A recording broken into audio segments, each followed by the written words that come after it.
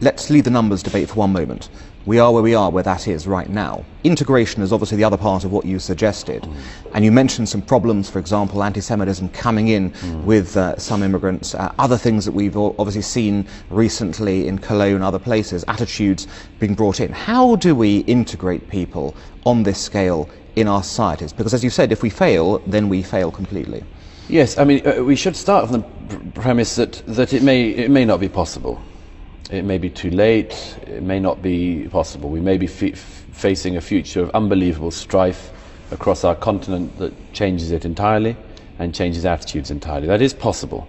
And I say that simply because the political answer is always we must make this work or this will work and so on. And actually, when you make such profound changes to a society, it's possible that you will destroy your society. Now, most of the migrants coming to Europe in recent years are of Muslim background, and we know that the Muslim world is the only part of the world since the Second World War where anti-Semitism is tolerated and indeed encouraged, taught. And we know this even in Britain. Britain and its Muslim communities, which have been here for some decades now, themselves have a very serious anti-Semitism problem. We know that, apart from anything else, because somebody who is not a friend of mine, but a very left-wing, very fanatical Muslim journalist called Mehdi Hassan, wrote a piece for the New Statesman, no less, a couple of years ago, in which he said that we Muslims must face up to the fact that anti-Semitism in our community is, I think he said, rife, commonplace, and he said every Muslim reader will know what I'm talking about. He said it's our dirty little secret as a community. Behind closed doors, it's always the Jews. It's the Jews who did everything. It's the Jews who do 9/11, it's the Jews who did 7/7, it's the Jews who did everything. That's among people who have been in Britain for decades. Okay, so how do we get over this quickly? Because you may not be able to. We may not be able to. I wouldn't have thought France will be able to. I can't see any particular long-term future for Jews in France. Country by country, there will be some countries that do stand up to this. There will be some countries, when Muslim anti-Semitism grows, say it isn't the Jews who should leave, but the people who would make the Jews leave.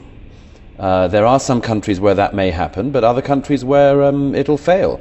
It's a numbers game. It's a numbers game. Every single day in Malmö in Sweden, 1,000 new Muslim arrivals come in to Malmö. The remaining Jewish community in Malmö is now under 1,000. It's a numbers game. The Swedish Jews can't survive there because they're going to be outnumbered too much.